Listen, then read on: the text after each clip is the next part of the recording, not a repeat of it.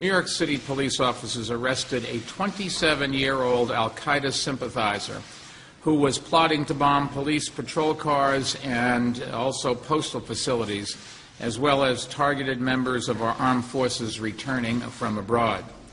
Jose Pimentel, P-I-M-E-N-T-E-L,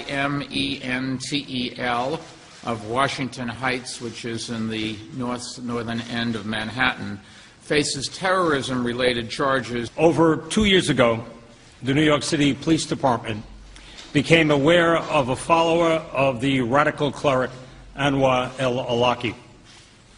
The follower, then residing in Schenectady, New York, was talking about traveling to Yemen for training before returning to New York to become a martyr in the name of jihad.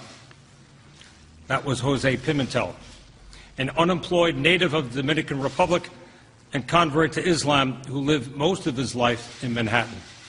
Pimentel is a U.S. citizen.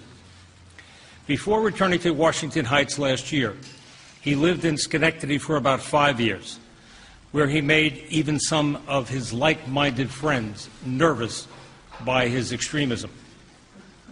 He talked about changing his name to Osama Hussein to celebrate his heroes Osama bin Laden and Saddam Hussein. As in other terrorist cases, Pimentel's behavior morphed from simply talking about such acts to action, namely bomb building. Pimentel followed instructions from Anwar al-Awlaki's Inspire magazine to first acquire the bomb-making materials and then assemble them.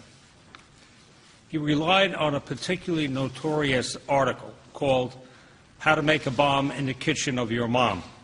The suspect was a so-called lone wolf, motivated by his own resentment of the presence of American troops in Iraq and Afghanistan, as well as inspired by al-Qaeda propaganda. He was not part of a larger conspiracy emanating from abroad. He represents exactly the kind of threat FBI Director Robert Mueller and his experts have warned about, as American military and intelligence agencies have eroded al-Qaeda's ability to launch large-scale attacks.